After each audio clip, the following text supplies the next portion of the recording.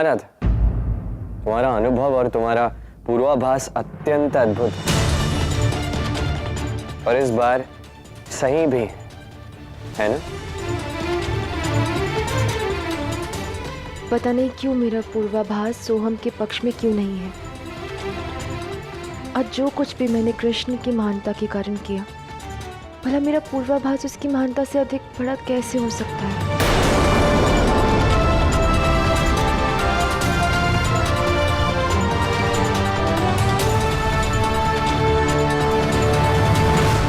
तुम्हारा बहुत बहुत धन्यवाद राधा। तुम्हारे बिना ये सब संभव ही नहीं हो पाता। सच। नहीं चंद्रावली, धन्यवाद मेरा नहीं कृष्ण का करो। ये सब केवल उसी के कारण संभव हो पाया है। नहीं नहीं राधा, मैं जानती हूँ ये सब तुमने ही किया है। कृष्ण ने तुम्हारी सहायता अवश्य की है।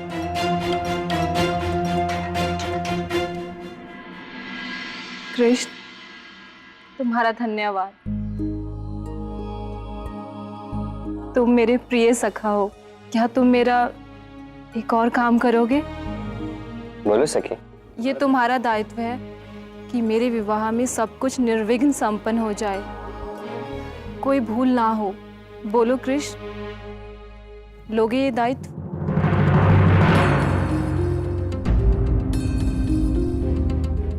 अवश्य।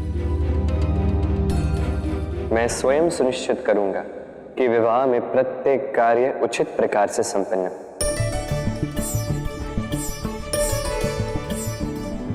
तुम निश्चिंत रहो।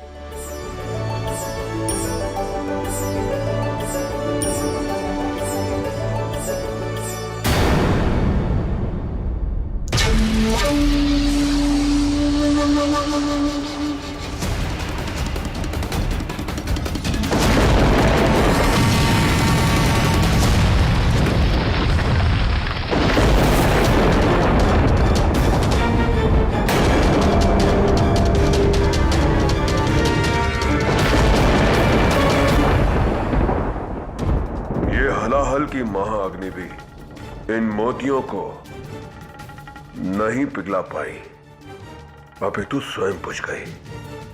ये प्रेम के मोती तो सर्वशक्तिशाली है।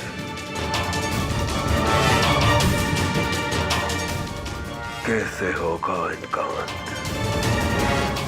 कैसे? ये कैसे संभव है? अब चंद्रावली का विवाह उस चोर के साथ होगा? चंद्रावली का विवाह होगा दा, अवश्य होगा। अब तुम कहां जा रहे हो? जा रहा हूं वरलान। वरलान? किंतु चंद्रावली का वर तो वो है ना, वो चोर स्वाम।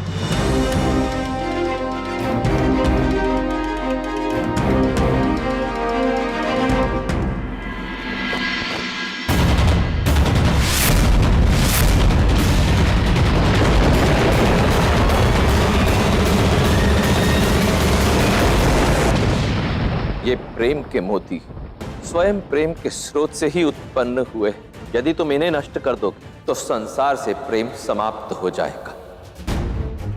महाराज, कहीं हमसे कोई भूल तो नहीं हो रही? कहीं इन्हें नष्ट करने का कोई और उपाय तो नहीं है? यही तो मैं सोच रहा हूं अक्रूर, और कदाचित इस प्रश्न का उत्तर भी मुझे मिल गया है।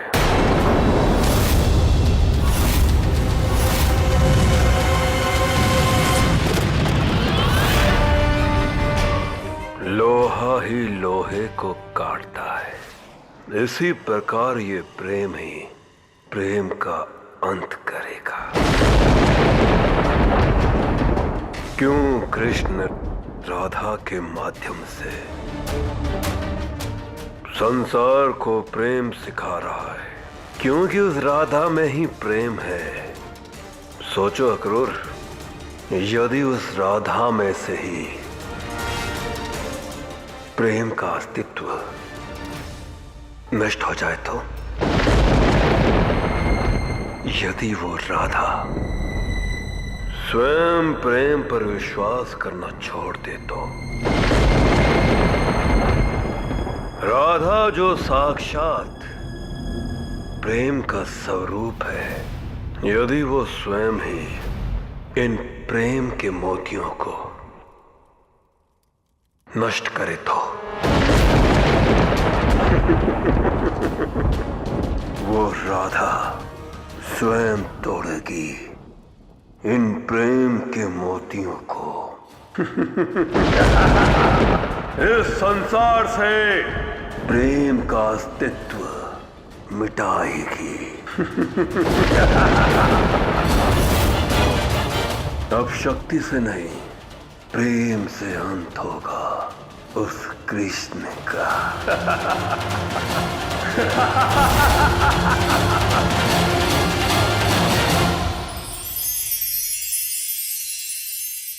तो अब ये दिन आ गए कि एक चोर के वागदान में मैं काम करूं, मैं सच करूं इस चोर का वागदान।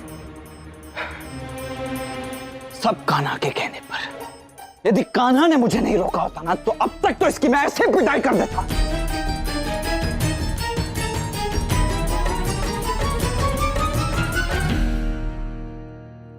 अरे ओ सेवक, इन बोरियों को यहां नहीं, वहां कोने में उस दीवार के पास रख दो, समझे? सेवक,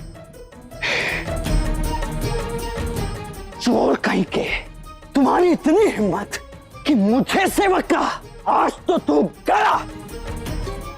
दाऊ, सब काम हो गया ना? काम तो आज हो ही जाता रहा था, किंतु तुमने मध्य में आकर मेरी योजना विफल कर दी। अच्छा छोड़ो वो सब, बताओ अभी हुआ क्या है? पहले आप बताइए दाऊ कि कृष्ण कहाँ है? परसों मेरा वागदान है और कृष्ण ने स्वयं मुझे वचन दिया था कि वो मेरे विवाह में कोई बाधा नहीं आने देगा। और देखिए, उसका ही कुछ पता नहीं है। चंद्रावली, यदि कृष्ण ने वचन दिया है तो तुम निश्चिंत रहो। अब चाहे कुछ भी हो जाए, परसों तुम्हारा वागदान निर्विघ्न रूप से संपन्न होगा। अब मैं तुम लोगों से कैसे कहूं कि कान्हा तो मुझसे कहकर गया है कि वो वर को लाने जा रहा है। जाने कान्हा कौन सा वर लाने गया है, उसकी लीला वही जाने। वो देखो, कृष्ण आ गया।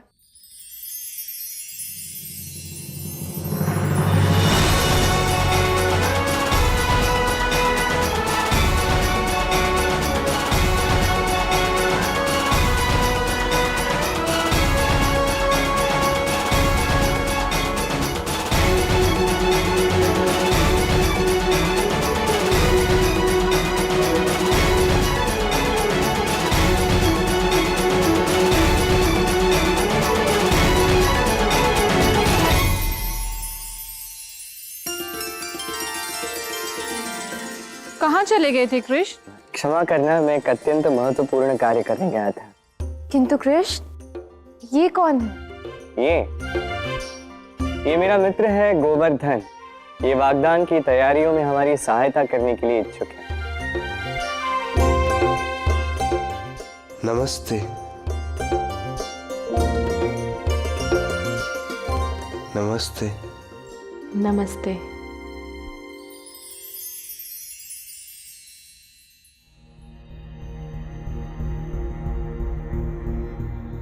राधा, मैं मंडप की तैयारियां करने जाती हूँ।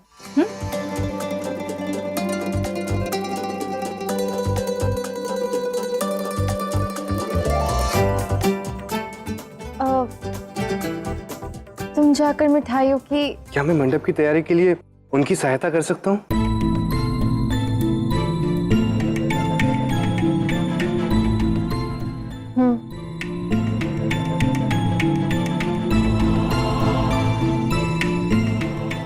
अब ये कौन सा प्राणी है? कृष्ण, मैं अभी आई।